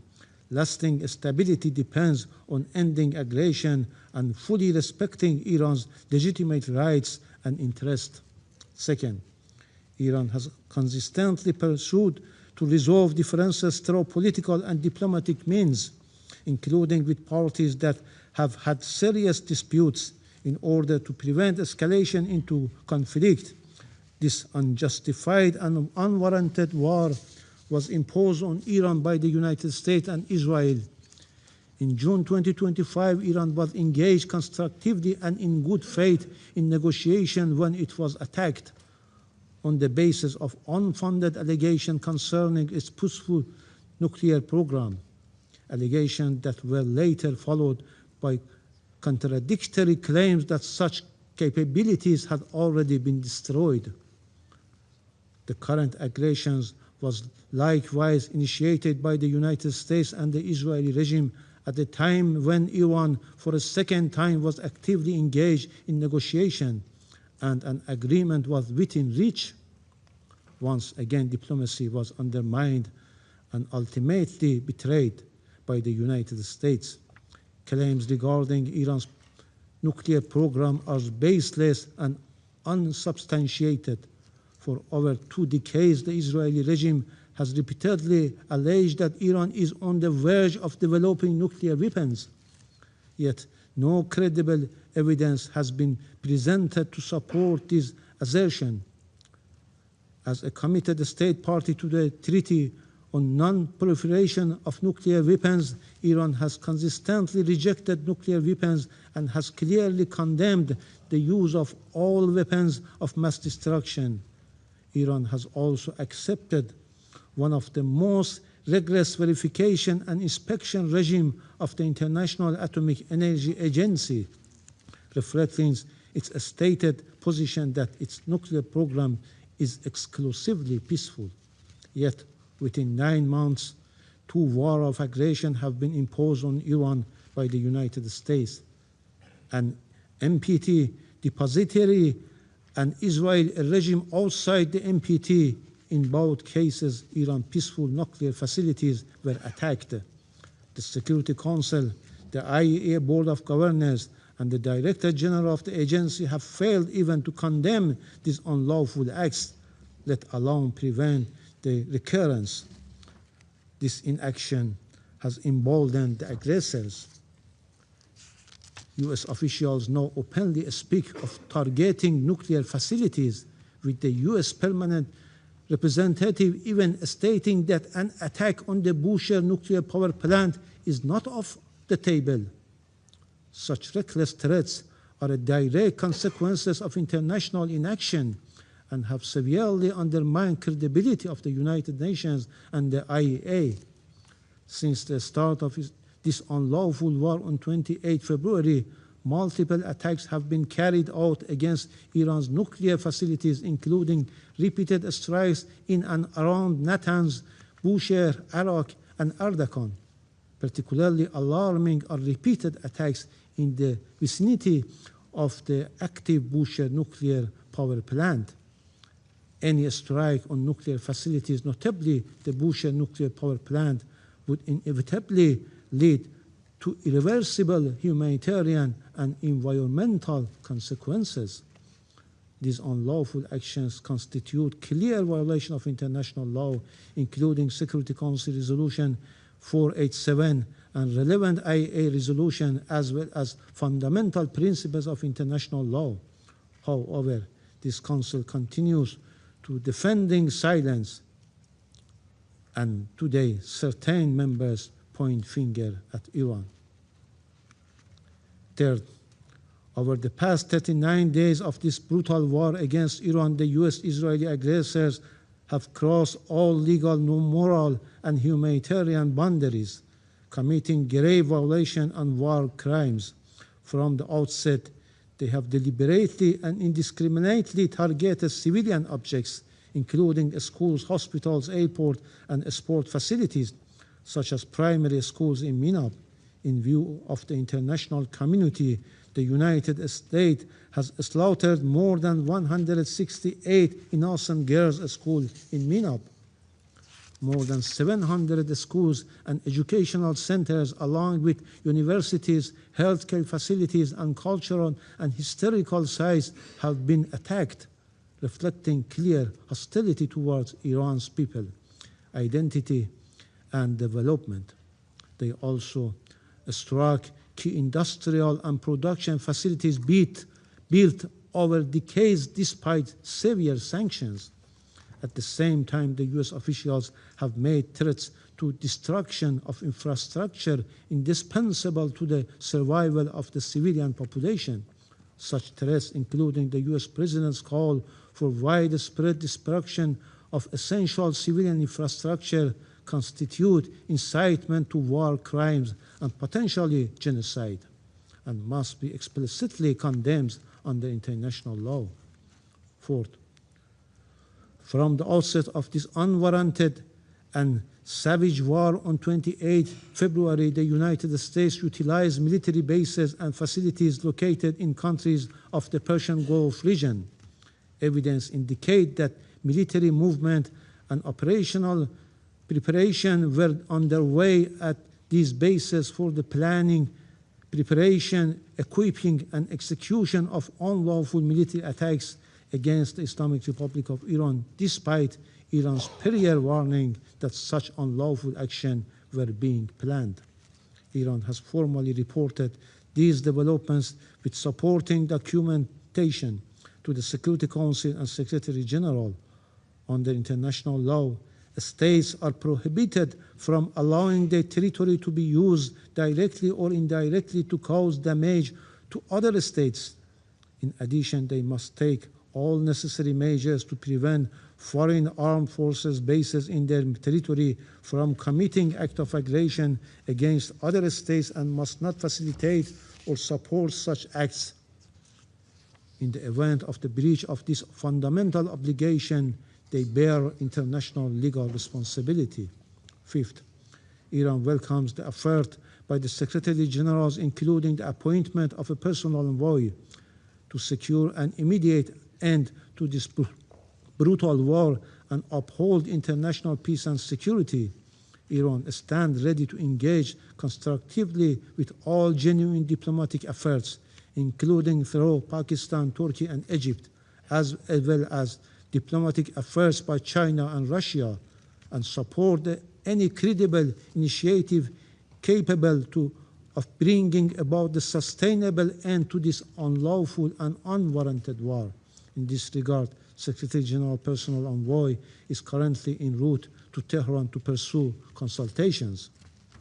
Iran categorically rejects a temporary ceasefire, particularly in light of the June experience, when hostilities resumed under false pretext. A ceasefire in this context serves only to rearm and prepare for the continuation of further crimes. Any viable solution must ensure a definitive and irreversible end to the aggression and establish a just and durable peace grounded in credible and verifiable guarantees against any recurrence. The United States and Israeli regime must bear full responsibility for harm and suffering inflicted upon Iranian civilians, objects, and critical infrastructure, and must be held fully accountable. Individual criminal responsibility for serious violation of international humanitarian law, including war crimes and crimes against humanity committed in Iran, must be pursued without exception in accordance with international law. The Security Council cannot remain passive. Instead of submitting a one-sided and politically motivated draft resolution, it must act to end this brutal war, demand the immediate and unconditional cessation of US and Israeli attacks, and take decisive measures to ensure accountability for all their violations. Finally, with regards to the United States President's explicit threat of massive war crimes and target and destroys Iran critical civilian infrastructure, this threat constitutes a flagrant and egregious violation of the IHL and the most fundamental rules of governing armed conflict. The United States would bear full and undeniable responsibility for committing a manifest war crimes and a crime against humanity. Iran will not stand idle in the face of such egregious war crimes. It will exercise without hesitation its inherent right of self-defense and will take immediate and proportionate reciprocal measures. The Security Council regrettably has, from the very outset of this war of aggression against my country, failed to uphold its primary responsibilities for the maintenance of international peace and security. That failure does not and cannot deprive Iran of its lawful right to act. Iran's response is firmly grounded in international law.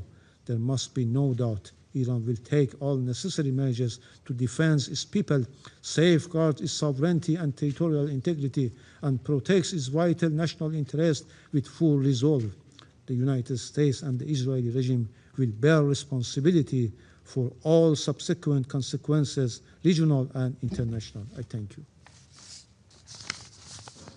I thank the representative of the Islamic Republic of Iran for the statement.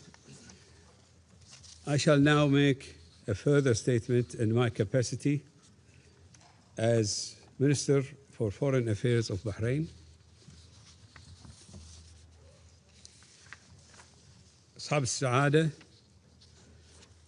باسم مملكة البحرين أود أن أعقب على ما ورد في كلمة مندوب الجمهورية الإسلامية الإيرانية من ادعاءات باطلة حول مهاجمة القواعد الأجنبية في دول مجلس التعاون، وأقول: لقد أعلنت دول المجلس بكل وضوح أنها ليست طرفاً في هذه الحرب، وأن هذه القواعد لم تستخدم في الهجوم على إيران، وكانت إيران تعلم تماماً أن هذه القواعد أخليت من العناصر العسكرية، ولكنكم أطلقتم علينا آلاف الصواريخ البالستية والطائرات المسيرة دون مبرر على مدى أكثر من شهر ودون توقف.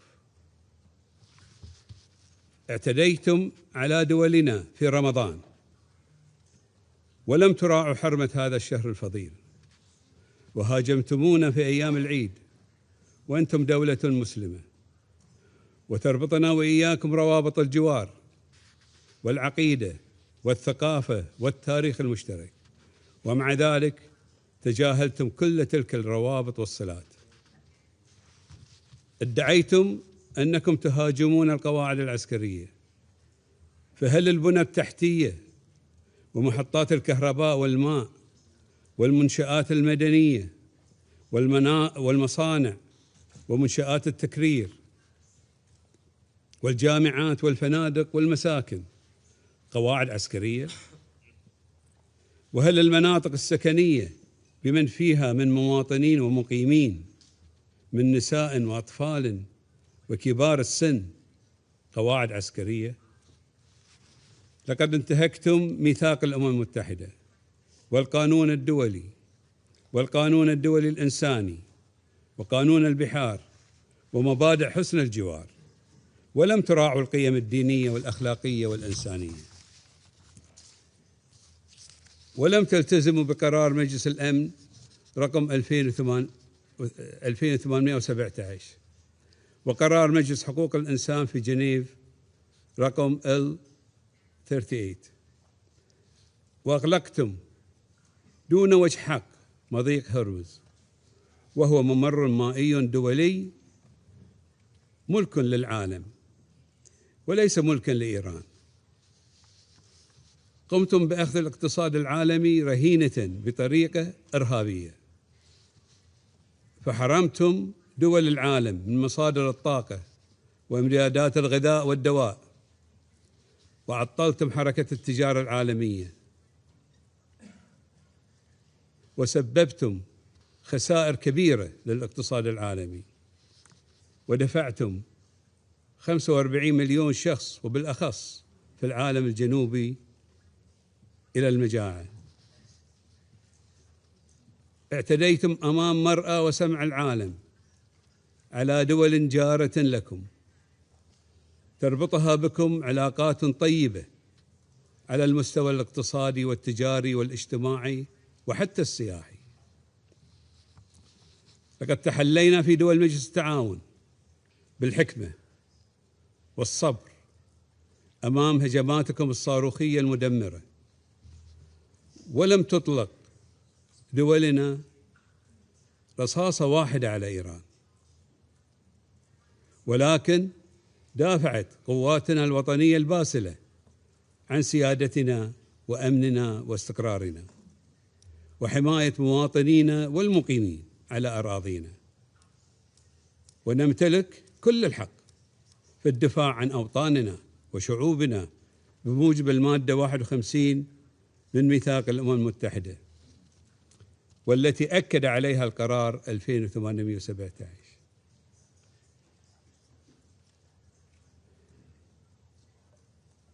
واليوم نحن لسنا بصدد اعتداءاتكم المتعمدة على دولنا، وإنما نحن نناقش عملكم الإرهابي غير القانوني بإغلاق مضيق هرمز، مما أضر بالاقتصاد العالمي ويعرض حياة ملايين البشر لخطر كبير.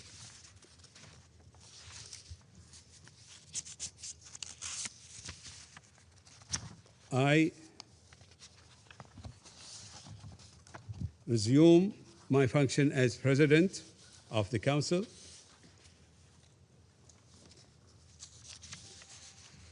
The representative of the United States has asked for the floor to make a further statement. Thank you, Mr. President. We heard a lot today. We heard from the ambassador from Iran a lot about their issues with this ongoing conflict with the U.S. But colleagues, that's not what this resolution is about today. This is not about Iran in the U.S. today. This is about Iran and the Gulf Cooperation Council and Bahrain and the world. And here, we also heard about some dangerous precedents, but here's what I want the world to understand in terms of the dangerous precedent that was just set today by opposing this good faith effort from the Kingdom of Bahrain and the Gulf countries to ensure their shipping can flow freely. One can only imagine a future conflict where a party to the conflict decides it's going to impose collective punishment on the entire world and then use that as leverage in the conflict. One can only imagine a situation where a party decides to shut down the Straits of Gibraltar or the Bering Strait or the Malaccan Strait to further its ends. One can only imagine conflicts where a party decides to hold the rest of the world hostage because of a dispute. And colleagues, this is a situation the world cannot and should not live with, that the Gulf Arabs cannot tolerate. Freedom of navigation is fundamental to a nation's sovereignty and survival. So, Mr. President, the United States will support all measures for your country and for those affected to ensure it has the freedom of navigation, the freedom of transit in line with international law. So my message to the Iranian regime is, as people go hungry and as economies suffer, it is squarely on your shoulders. I thank you, Mr. President. I thank the representative of the United States for the statement.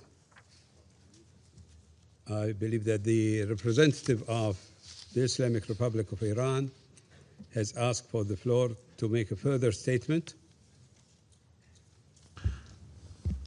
Thank you, Mr. President. Thank you, Mr. President.